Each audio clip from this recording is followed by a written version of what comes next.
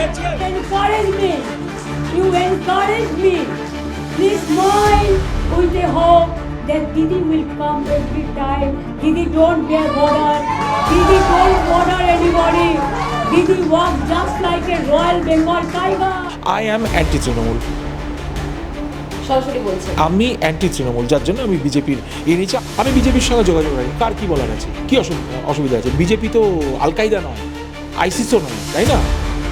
ভারতীয় জনতা পার্টি ওয়ার্ল্ডের second largest Democratic party. আমি তার মেম্বার। আমাকে একদম প্রায় চোর পকেট মারের মতো ধরে প্যাক আপ করে গাড়ির মধ্যে ঠেসে দেওয়া হলো। ইটালি এই মানে অত্যন্ত আশ্চর্যজনক ঘটনা ঘটলে তো লোক একটু শক্ট হয়ে যায়। সো একটুখানি ডাউন ছিলাম রাত্রিবেলাটা, মনে হচ্ছিল যে এই কী রে ভাই, এই কী চলছে। এবং আমার সবচেয়ে ভয় হচ্ছে আমাকে নিয়েও নয়। আমি এই কাজ যখন প্রতিবাদের কাজে নেমেছি নিশ্চয়ই সবার জন্য, আমার কোনো একসাথ অসুবিধে নেই। যাদের নাম শোনা যায় দেবাশিস, অনেকে, আমি নামগুলো ভুলেও গেছি আস্তে আস্তে, মুখগুলো মনে পড়ছে। এই যে ছেলেগুলো একটা কঠিন ফাইট দিল, আমি তো এদের জন্য কিছুই করতে পারিনি, কারণ ওরা আমাকে তখন চিনতো না এবং আমার কোনো পাওয়ার্স অ্যান্ড রিসোর্সেসও ছিল না, এখনও নেই। ওভারসিজ বিজেপি মেম্বারশিপ নিয়েছি আমি একদম 100%। ভারতীয় জনতা পার্টি, বিজেপি, এই সুকান্তবাবুর পার্টি যেটা, শুভেন্দুর পার্টি যেটা, আমার সঙ্গে দেখা করতে ওরা সবাই আসবেন। আমি ওদের সবার সঙ্গে যোগাযোগ রাখি, আমার বলতে কোনো লজ্জা নেই। ওরা আমাকে প্রোটেকশনও দিয়েছে। হেডিংটা দেখি, তারপরে বিনে ছিঁড়ে ফেলে দিই। হ্যাঁ, বিনে ছিঁড়ে ফেলে দিই। আমি জানতামই না, এই মিডিয়া থেকে এসে আমাকে আবার দেখালো যে স্যার এই নোটিশটা ছিল। আমি ভালোভাবে পড়িনি। ইমিডিয়েটলি কিছু করা দরকার, অপারেশন হলে ইমিডিয়েটলি করা দরকার। ASA-4 ওয়েস্ট বেঙ্গলের অবস্থায় ASA-4, এটা আমার নির্দেশন। ইমিডিয়েটলি কিছু করা দরকার। রিসাসিটেশন, স্যালভেশন, পেট খুলে ফেলা, মাথা খুলে ফেলা, যা প্রবলেম খুলে দেখতে হবে বাঁচাতে গেলে রোগীটাকে। এটা হচ্ছে ওয়েস্ট বেঙ্গলের অবস্থা। আমি অ্যাম্বুলেন্স রেখেছি ভোর 6টায়, লাকিলি আমি ছিলাম। সব ব্যারিকেড করা। আমাকে গিয়ে রীতিমতো অভদ্র ভাষা আমি ব্যবহার করতে শিখিনি, কিন্তু রীতিমতো রণঙ্গিনী মূর্তি নিতে হয়েছিল। তখন ওরা অবশ্য সরে গেছে। এইটুকু ভদ্রতা এখন আছে, সরে গেছে। ওরাই এক পুলিশ, ওদের মধ্যে তো ভালো আছে, সে প্রায় ভাজাগোলা করে তাকেও আমি নিয়ে যাচ্ছি বলে মাকে নিয়ে গিয়ে অ্যাম্বুলেন্সে তুলেছে। গত দুদিন আগে ভবানীপুরে যে ঝড় উঠেছিল তার জন্য রাজ্য রাজনীতি একই রকমভাবে উত্তপ্ত রয়েছে। লন্ডন হোক কিংবা লালবাজার, বারবার রজত শুভ্র বন্দ্যোপাধ্যায়, তিনি মমতা বন্দ্যোপাধ্যায় রাজ্য সরকারের বিরুদ্ধে প্রশ্ন ছুড়ে দিয়েছেন। একাধিক প্রশ্ন রয়েছে, বাংলার মানুষ জানতে চায় সব কিছু নিয়ে। এই মুহূর্তে আমরা রয়েছি রজত শুভ্র বন্দ্যোপাধ্যায়ের সাথে এবং জেনে নেব বিভিন্ন প্রশ্নের উত্তর। এই মুহূর্তে আমাদের সাথে যিনি রয়েছেন, তাকে ঘিরে এবং সুকান্ত মজুমদারকে ঘিরে যে রাজ্য রাজনীতি তোলপাড় হয়ে উঠেছিল, তা কেন হয়েছিল, তিনি তো একজন সাধারণ ব্যক্তি, তার থেকেই জেনে নেব। আপনি একজন সাধারণ মানুষ, সুকান্ত মজুমদার দেশের মন্ত্রী, প্রতিমন্ত্রী রয়েছেন, তার সাথে দেখা করতে গিয়েছিলেন, কিন্তু আপনাকে কেন হেনস্থা করা হলো? সেটা আমি কি করে বলবো? যারা হেনস্থা করলো তাদেরই বলতে হবে। আর কিছু না কিছু একটা রাজনৈতিক ঘটনা চলছে পিছনে, বা অ্যান্টিসিপেট করছে কেউ, সেই সব ভেবে উনি বিজেপির নেতা আমার সঙ্গে দেখা করতে আসছেন, তাই জন্য হয়তো আটকানো হলো। আর আমাকে অ্যারেস্ট কেন করা হলো সেটা তো আমি আজ অবধি জবাব পাইনি। আমি চেষ্টা করব জবাব পেতে, জবাব পাবো বলে মনে হয় না। বাংলা তথা সারা দেশ আপনার কাছে বিভিন্ন প্রশ্ন নিয়ে হাজির রয়েছে। সংবাদ মাধ্যমে তারা উত্তর খুঁজছে। প্রথম প্রশ্নে ঢোকার আগে যে বিষয়ে যাচ্ছি, যেভাবে আপনাকে বলপূর্বক গাড়িতে তোলা হয়েছিল, লালবাজার নিয়ে যাওয়া হয়েছিল, তারপরে আপনি মানসিকভাবে, শারীরিকভাবে কেমন রয়েছে?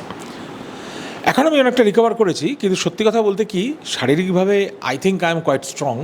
আমি রোবাস্ট জেন্টলম্যান, আমাকে ওখানে বলতো রোবাস্ট ডক্টর ব্যানার্জি। সো আমি খেলাধুলাও করতাম, ছোটোবেলায় বক্সিং করেছি। সো আমি ওই দিক দিয়ে প্রিপেয়ার্ড, কিন্তু মেন্টালি এই মানে অত্যন্ত আশ্চর্যজনক ঘটনা ঘটলে তো লোক একটু শক্ট হয়ে যায়। সো একটুখানি ডাউন ছিলাম রাত্রিবেলাটা, মনে হচ্ছিলো যে এই কী রে ভাই, এই কী চলছে। এবং আমার সবচেয়ে ভয় হচ্ছে আমাকে নিয়েও নয়। আমি এই কাজ যখন প্রতিবাদের কাজে নেমেছি নিশ্চয়ই সবার জন্য, আমার কোনো অ্যাজ অসুবিধে নেই। আমি ভগবানের দয়ায় I have got the privileges, যাকে বলে, আমার সব প্রিভিলেজ আছে। কিন্তু আমার ভয় হচ্ছে সবাইকে নিয়ে এটা যদি চলতে থাকে সেটা খুবই খারাপ। এবং বলপূর্বকই নেওয়া হয়েছিল আমাকে, ওইটা ঠিক শব্দটা আপনি ব্যবহার করেছেন। আমাকে একদম প্রায় চোর পকেট মারের মতো ধরে প্যাক আপ করে গাড়ির মধ্যে ঠেসে দেওয়া হলো। স্বনামধন্য একজন ডাক্তার, সেই ডাক্তারকে কেন্দ্রীয় প্রতিমন্ত্রীর সাথে দেখা করতে যাওয়ার অপরাধে তোলা হলো। কিন্তু আরজি কর আমি দেখেছি, আপনি একজন চিকিৎসক, আরজি করে তো এখনো পর্যন্ত ছাড়া যারা আরজি কর একটা আশ্চর্য ঘটনা সারা পৃথিবীতে। যখন ইংল্যান্ডে প্রোটেস্ট হয়েছে, যখন অকল্যান্ডে প্রোটেস্ট হয়েছে, যখন আমেরিকাতে প্রোটেস্ট হয়েছে, কানাডায় প্রোটেস্ট হয়েছে, সারা পৃথিবীর লোক কিন্তু জবাবটা এখনও পায়নি। তাদের একটা মোটামুটি এক লাইনে সেরে দেওয়া হয়েছে যে একটা লোককে ধরে নেওয়া হয়েছে আর আরেকটা লোককে আটকানো হয়েছে। প্রিন্সিপাল যে ছিল ডাক্তার, মানে সম্প্রদায়ের কলঙ্ক যিনি, ওরম সম্প্রদায়ের কলঙ্ক তো আর কখনো হয় না। তো ওই লোকটা বোধহয়, লোকটাই বলছি, এটা খুব অভদ্র ব্যবহার, কিন্তু ভদ্রলোক আর বলার জায়গা নেই তাকে। তার যা কীর্তিকলাপ শুনলাম, নিজেকে ডাক্তার বলে পরিচয় দিতেও অনেক সময় রাস্তাঘাটে লজ্জা লাগে। তার চেয়ে রজত শুভ্র ব্যানার্জি ঠিক আছে, গান করি, এটা বলা বেটার। তা ওরা ছাড়াও আমার ধারণা প্রচুর লোকেতে ইনভলভ ছিল। আমার এটা ধারণা, আমি তো প্রমাণ করতে পারবো না। সিবিআই তো হাত ধুয়ে চলে গেছে শুনতে পাচ্ছি, আবার কেসটা খোলার চেষ্টা করছে। অভয়ের মা বাবা পাগলের মতো কান্নাকাটি করছেন, আমাকে বেশ কয়েকবার ফোন করেছেন। আমার তো সামান্য ক্ষমতা, সেই সময় আমি ওদের খুব একটা সাহায্য করতে পারিনি, কারণ হঠাৎ ইংল্যান্ড থেকে ল্যান্ড করে আমি একটু মানে পারপ্লেক্স ছিলাম, যাকে বলে ব্যাফল্ড, টোটালি ব্যাফল্ড, হোয়াট ইজ হ্যাপেনিং। তা আমি ওই বাচ্চাগুলোকে খুব একটা প্রোটেক্ট করতে পারিনি। আজকে যারা যাদের নাম শোনা যায়, দেবাশিস, অনিকেত, আমি নামগুলো ভুলেও গেছি আস্তে আস্তে, মুখগুলো মনে পড়ছে, এই যে ছেলেগুলো একটা কঠিন ফাইট দিল, আমি তো এদের জন্য কিছুই করতে পারিনি, কারণ ওরা আমাকে তখন চিনতো না এবং আমার কোনো পাওয়ার্স অ্যান্ড রিসোর্সেসও ছিল না, এখনও নেই। কিন্তু অ্যাটলিস্ট আমাকে সঙ্গে নিলে বোধহয় ওদের একটু সুবিধা হতো। সুবর্ণ গোস্বামীর সঙ্গে আমার যোগাযোগ থাকতো, খুব ভালো ছেলে, ও চেষ্টা করেছে, কিন্তু that was not adequate. I think কিছু একটা লুপ ছিল, এবং এটা তো খুব বড় লেভেলের খেলা। ওই খেলাটা আমরা ডাক্তাররা হেরে গেছি, বা 12 গোলে হেরে গেছি। লন্ডন হোক কিংবা লালবাজারেও বেরিয়ে আপনি সরাসরিভাবে রাজ্য সরকারের কাছে প্রশ্ন ছুড়ে দিয়েছিলেন, কেন আপনার সাথে এই ধরনের আচরণ করা হলো, আপনি শেষ দেখে ছাড়বেন। এই যে লড়াই বললেন, সমাজের জন্য, দেশের জন্য লড়াই, এই লড়াইয়ে আপনাকে বারবার বলা হচ্ছে বিরোধী দলের সাথে আপনার কোথাও যোগসূত্র রয়েছে, এমনটাই তৃণমূল দাবি করছেন, সে বিষয়ে আপনি কি বলবেন? আমি মনে মনে বিজেপির সাপোর্টার ছিলাম, বিজেপিকে আমি সাপোর্ট করি, এতে বলতে কোনো অসুবিধা নেই। তৃণমূল আবার দাবি করার কি আছে, আমি তো বলেই দিচ্ছি। আর আমি ওভারসিজ বিজেপি মেম্বারশিপ নিয়েছি আমি, একদম 100%। ভারতীয় জনতা পার্টি, বিজেপি, এই সুকান্তবাবুর পার্টি যেটা, শুভেন্দুর পার্টি যেটা, আমার সঙ্গে দেখা করতে ওরা সবাই আসবেন, আমি ওদের সবার সঙ্গে যোগাযোগ রাখি। আমার বলতে কোনো লজ্জা নেই, ওরা আমাকে প্রোটেকশনও দিয়েছেন, লিগাল সাপোর্টও দিয়েছে, এবং ওভারসিজ বিজেপির সঙ্গে আমার যথেষ্ট এ আছে। শুধু সেন্ট্রাল গভর্নমেন্টের সঙ্গে আমার যোগাযোগটা নেই, সেটা যেদিন হবে সেদিন আপনারাও বুঝতে পারবেন যে কী হচ্ছে। সমাজের মঙ্গল করতে আপনি নেমেছেন, তারপরে দেখা যাচ্ছে বারবার আপনাকে বাধা দেওয়া হচ্ছে, একের পর এক নোটিশ পাঠানো হচ্ছে, দমে যাবেন? একদম না, একদম না, একদম না। আমাকে বলা হয়েছে, কয়েকজন বন্ধুবান্ধব বললো যে চেষ্টাটা হচ্ছে যে আমাকে ভয়টয় দেখিয়ে, সাধারণ মানুষ যেটা করে, খুব বিরক্ত করলে, ওই যে একটা সিনেমা হয়েছিল না তপন সিংহ মহাশয়ের, যে মাস্টারমশাই আপনি কিছুই দেখেননি। তো সেই সিনেমাটার কথা থেকে আমি জেট টেনে বলছি যে থ্রেট কালচার, এটা আমি এখানে এসে প্রথম শুনেছিলাম। ইংল্যান্ডে এসে থ্রেট কালচার শুনিনি বাবা। কিছু লোক করার চেষ্টা করে, সেগুলো অ্যারেস্ট হয়ে যায়, কিছু লোক লুকিয়ে করে, ধরা পড়ার পরে তাদের আর কোনো পালানোর রাস্তা থাকে না। এই থ্রেট কালচার চলছে, সেইটাই হয়তো আমাকে দেওয়ার চেষ্টা করছে, আর এটা তো হবেই। আমি বিজেপির সঙ্গে যোগাযোগ রাখি, কার কী বলার আছে, কী অসুবিধা আছে? বিজেপি তো আল কায়দা নয়, আইসিসও নয়, তাই না? ভারতীয় জনতা পার্টি ওয়ার্ল্ডের সেকেন্ড লার্জেস্ট ডেমোক্রেটিক পার্টি, আমি তার মেম্বার, ওভারসিজ মেম্বার, আমার সেটা অধিকার আছে, গণতান্ত্রিক অধিকার আছে, এবং আমি মনে প্রাণে বিজেপিকে সাপোর্ট করি। অ্যাক্টিভ পলিটিক্স আমি করি না, আমার করতে চাইও না, কিন্তু আমার ওদের সঙ্গে, ওরা যদি আমার থেকে কোনো পরামর্শ নেয়, আমি সেই পরামর্শ দিতে রাজি। আর আমার লড়াইটা সবাইয়ের জন্য, আমার নিজের জন্য নয়। আমি সত্যি কথা, ভগবানের আছে কিনা আমি জানি না, উপর দিকে তাকিয়ে আমি গর্ব করে বলতে পারি আমার সমস্ত প্রিভিলেজ আছে। এই পৃথিবীতে বাঁচার জন্য যা যা দরকার, আমি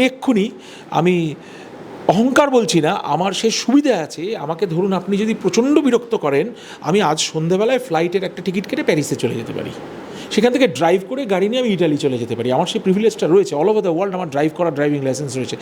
কিন্তু সেটা বড় কথা না। আপনারা কি করবেন? বাচ্চা ছেলেমেয়েগুলো কি করবে? আমার চেনাশোনা বহু টিচার মাটিতে পড়ে গড়াগড়ি পাচ্ছে, তাদের সংসার টানবে কে? আমার তো ওই রিসোর্সেস নেই যে আমি কত 32,000 না কত চাকরি গেছে, সেই 30,000 লোককে আমি খাওয়াবো বা কিছু সংস্থান করবো। সেইগুলোই আমার ওয়ারি। ডাক্তারদের তো ভেঙে চুরে দুরুমুশ করে শেষ করে দিয়েছে। প্রত্যেকটি স্বনামধন্য ডাক্তার যারা গুড প্র্যাকটিশনার, ওয়েল ট্রেন্ড, তাদেরও মেডিকেল কাউন্সিল চিঠি পাঠিয়ে রোজ হেনস্থা করছে। আমার এই কালকেই কথা হয়েছে, দুজন দিদি তারা অ্যাক্টিভলি পার্টি করেন, বিজেপির মেম্বার এবং সদস্য, তারা বলছে রজতদা পাগল হয়ে যাচ্ছে। দিদিটা বলছে তুমি ভাবতে পারবে না রজত কিসের মধ্যে আমরা রয়েছি। আমি তো বুঝতেই পারছি, আমাকে যদি এই করা হয় তোমাদের কি করা হবে। আমাকে এই কারণে যে আমি প্র্যাকটিস করি না, আমার একটা নার্সিংহোমে আমি ঢুকিনি, একটা পেশেন্টও দেখিনি, আমি অবসরপ্রাপ্ত লোক, আমি রিটায়ার্ড, তারপরে যদি আমাকে এই চেজ করা হয়। এই যে মেডিকেল কাউন্সিল বলছে যে আপনি যে এখানে রয়েছেন, রাজ্যে রয়েছেন, আপনি কিন্তু যোগ্য যে আপনার নথি, সেই নথি দেখাতে পারেননি, নোটিশও পাঠানো হয়েছে আপনার। রাজ্যে থাকতে গেলে একটা যোগ্য পাসপোর্ট লাগে, সিটিজেনশিপ লাগে, আধার কার্ড লাগে, প্যান কার্ড লাগে। ভোটার কার্ড আমার নেই, কারণ আমি ভোটার রাইট নেই। যারা এসব বলছে তাদের বলবেন ওসিআই রুলটা পড়ে নিতে। নোটিশের পর নোটিশ আপনাকে দমানো যাবে? না না না না, আমি তো নোটিশের জবাবই দেবো না। কিভাবে দেখেন এই নোটিশগুলো?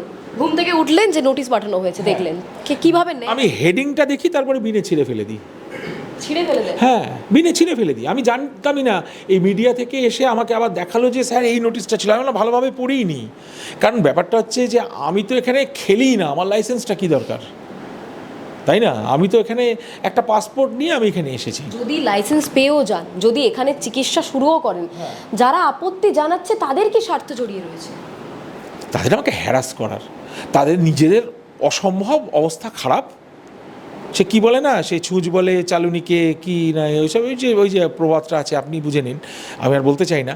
ওই তাদের এত অসম্ভব ছিদ্র এবং এত অসম্ভব গণ্ডগোল রয়েছে, ওই এখন নেগেটিভিটির ওপর পুরো স্টেটটা বেঁচে রয়েছে।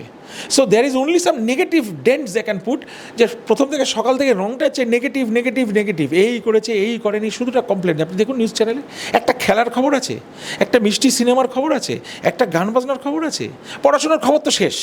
পড়াশোনার তো কোনো ব্যাপার নেই, সব তো ভাতা, সব বেকার ভাতা, সব ব্যবস্থা করা আছে। এইভাবে কালচারটা চলছে। যারা মেনে নিয়েছে তারা সেইভাবে থাকবে, তারা তাদের জীবনের দায়িত্ব নেবে। কিন্তু আমি গ্যারান্টি দিয়ে বলতে পারি, আজকে যারা বেকার ভাতার ওপর বেঁচে রয়েছে তাদের চরম দুর্ভোগ ঘনিয়ে আসছে, কারণ এইভাবে একটা সোসাইটি চলতে পারে না।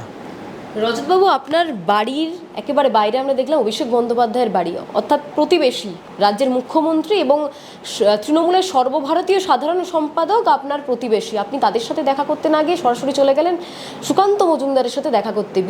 শাসক শিবির কিন্তু প্রশ্ন তুলছে, কি এমন প্রয়োজন পড়ে গেল যে রজত শুভ্র বন্দ্যোপাধ্যায় তিনি ছুটে? তিনটে কথা হচ্ছে, প্রশ্ন তোলার কি আছে? আমার ইচ্ছে হচ্ছে বেশ করেছি। আমার প্রশ্ন উঠবে যখন আমি অ্যান্টি ন্যাশনাল কাজ করব, যখন আইসিসের সঙ্গে দেখা করব, বা আমি যখন আল কায়দার সঙ্গে যোগাযোগ রাখবো, তাই না, টেররিস্ট গ্রুপের সঙ্গে যোগাযোগ রাখলে তখন আমাকে প্রশ্ন করা হবে। তার আগে যে কোনো গণতান্ত্রিক লোকের এইটা অভিযোগ। আর ওইসব ফালতু বাড়ি ফাড়ি না দেখে আমার ভাঙা বাড়িটা দেখুন। 130 বছরের বাড়ি, রানী রাসমণি এসছেন, সরোজিনী নাইডু এসছেন এই বাড়িতে আমার জন্মের অনেক আগে। এই বাড়িতে মান্নাদের মতো শিল্পী আমার জন্য দীর্ঘ ঘন্টা কাটিয়ে গেছেন, গান করেছেন আমার 3 তলার ঘরে বসে। যত ওস্তাদ আলিয়াবর খাঁ এসছেন, যত এখন প্রেজেন্ট ওস্তাদ গান গাইয়ে বাজিয়ে, তারা সবাই আমার বাড়িতে এসছে। বিশ্বমন ভাটজি এসছেন, তরুণ ভট্টাচার্য এসছে, তেজেন্দা এসছে, বিক্রম, তন্ময়, এরা সব আমার বন্ধু। ওইটা ভাবুন না, এরা এখানে আসে, আমরা এখানে আড্ডা মারি। আমার এক বন্ধু মারা গেলেন, শুভঙ্কর ব্যানার্জি, তবলা প্লেয়ার, ওর ফেভারিট বাড়ি ছিল আমার এখানে এসে আড্ডা মারা। রজত তোমার 3 তলা ঘরে উঠে আড্ডা মারবো, সেইটা দেখুন না। আপনারা ফোকাসটাই নেগেটিভের দিকে দিচ্ছেন কেন? আর সর্বভারতীয় কি বললেন, তৃণমূল সর্বভারতীয় আবার কি? একটা লোকাল পার্টি, এইটুকু একটা 10% অফ দ্য কান্ট্রি, আমি পার্সেন্টেজটা ঠিক বলছি না, একটা কান্ট্রির মধ্যে টিম করে চলছে, তার আবার ওয়েস্ট বেঙ্গল, একটা স্টেটটা নেগেটিভিটির ওপর চলছে, তার আবার মেডিকেল কাউন্সিল, আর তার আবার সর্বভারতীয়। কয়েকটা এমপি আছে, 29টা না কটা সিট আছে সেটা শুনেছি। ওটা সর্বভারতীয়, পার্সেন্টেজটা বলুন, কটা টোটাল পার্লামেন্টের সিট আর কটা এদের আছে। তারপর সর্বভারতীয়, তার আবার প্রেসিডেন্ট। গায়ে মানে না আপনি মোড়ল, আপনারা সেগুলো প্রশ্রয় দেন, আপনারা ভুগছেন। খুব শীঘ্র মতামত চেঞ্জ করুন, জিনিসটায় চেঞ্জ আনুন, যাতে এই ভোগান্তি এবং এই ডিগ্রেডেশন আর না হয়। এবারের ব্রেক মারা দরকার, গাড়ি কিন্তু গড়িয়ে পড়ছে একদম স্টিপ ডাউনহিল।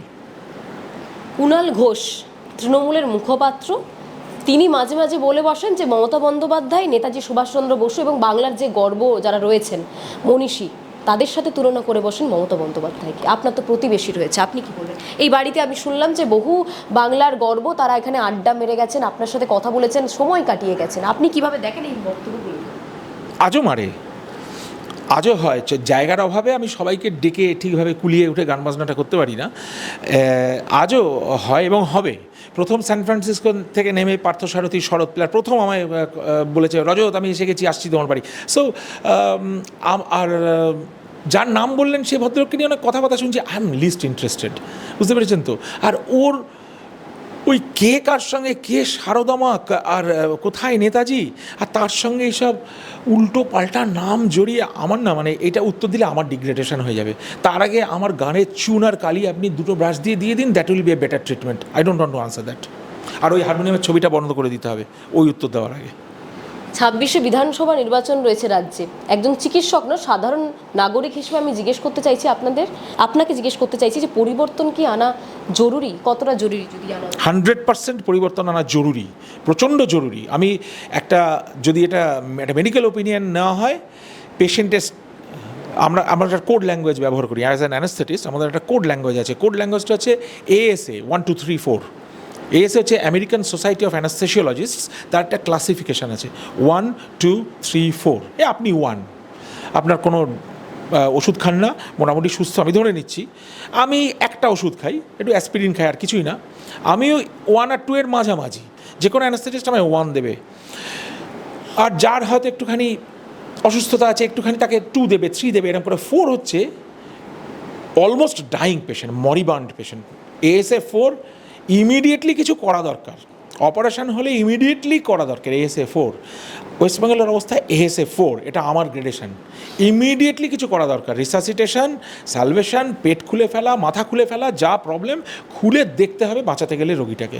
এটা হচ্ছে ওয়েস্ট বেঙ্গলের অবস্থা, এবং চেঞ্জ না হলে আমাদের আর উপায় নেই।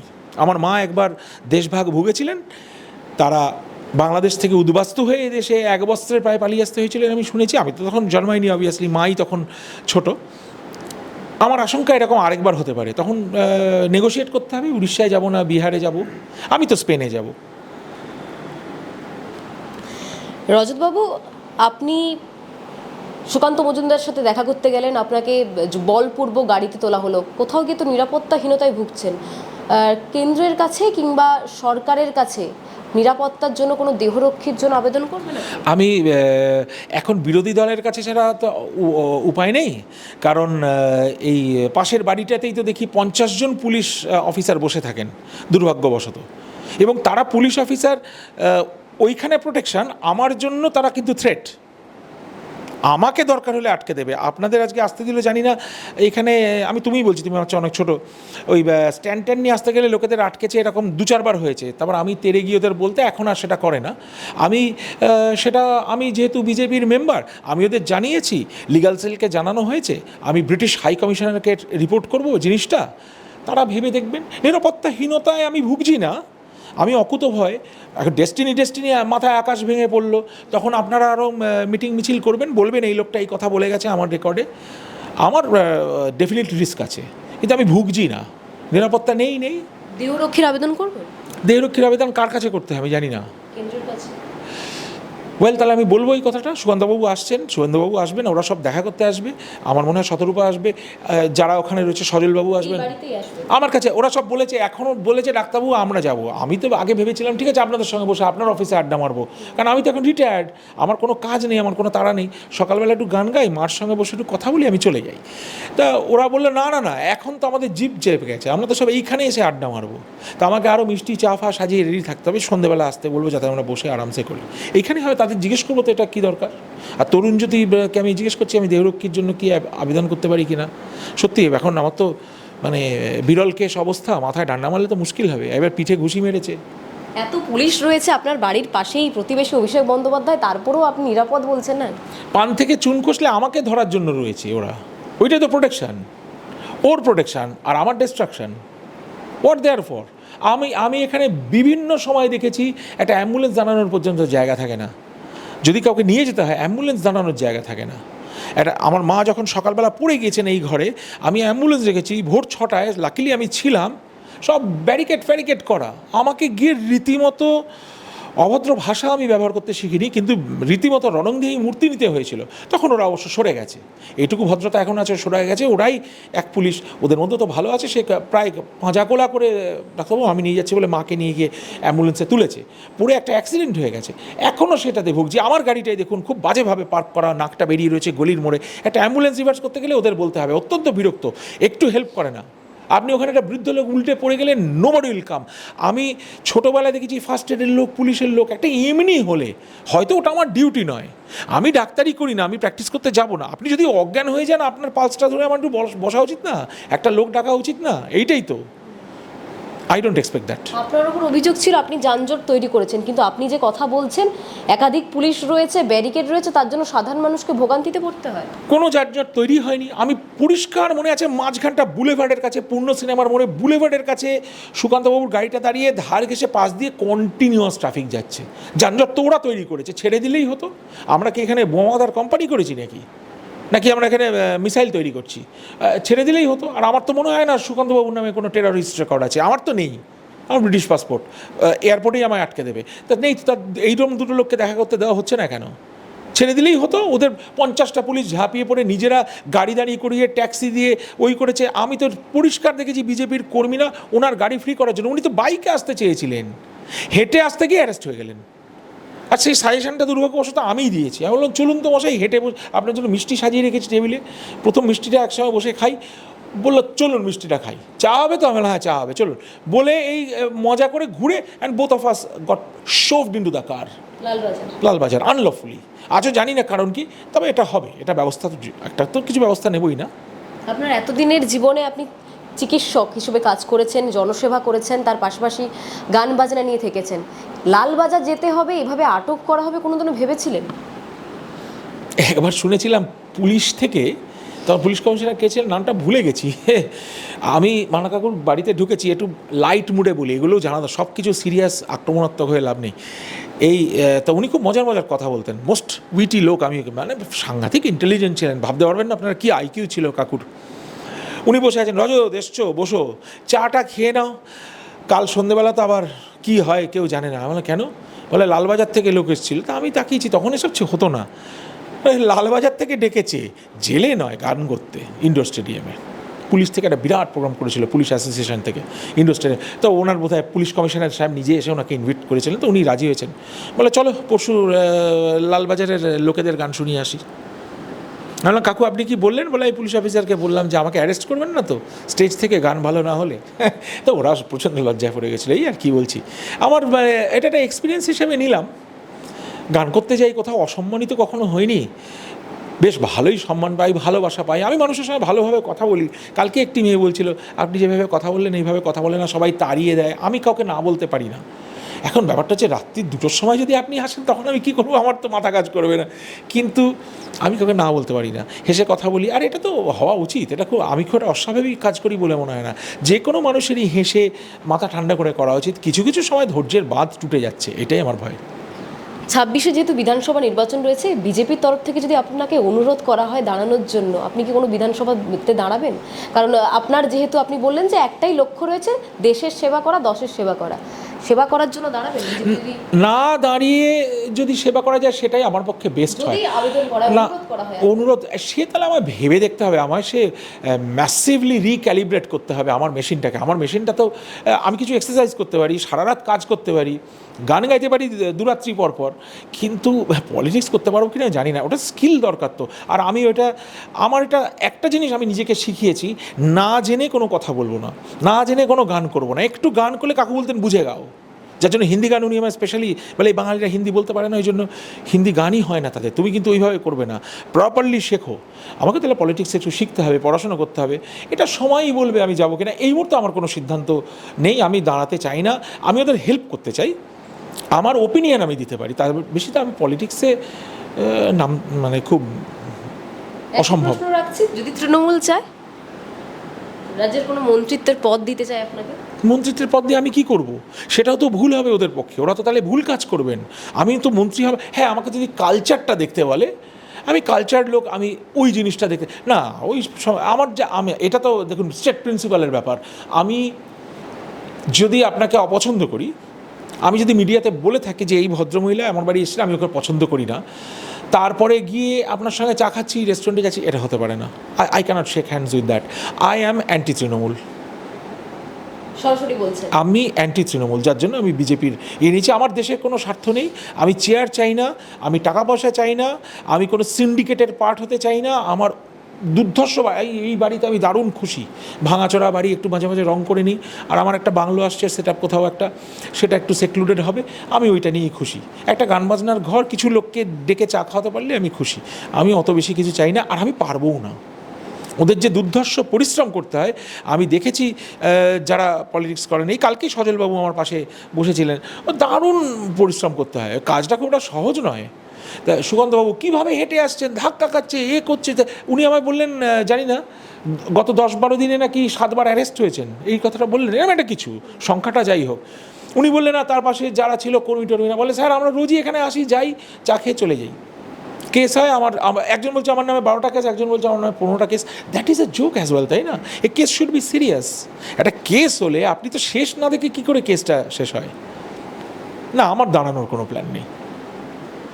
26শে বিধানসভা নির্বাচন রয়েছে এবং সেখানে কোনো দলের হয়ে তিনি দাঁড়াবেন কিনা তা কিন্তু এখনো পর্যন্ত বলতে চাইছে না, কিন্তু ব্রিটেন থেকে যে আশা নিয়ে, যে লক্ষ্য নিয়ে তিনি ফিরে এসেছেন এই বাংলায় দেশের ভালো করার জন্য, দশের ভালো করার জন্য, সেই সিদ্ধান্তে তিনি অনড় রয়েছেন।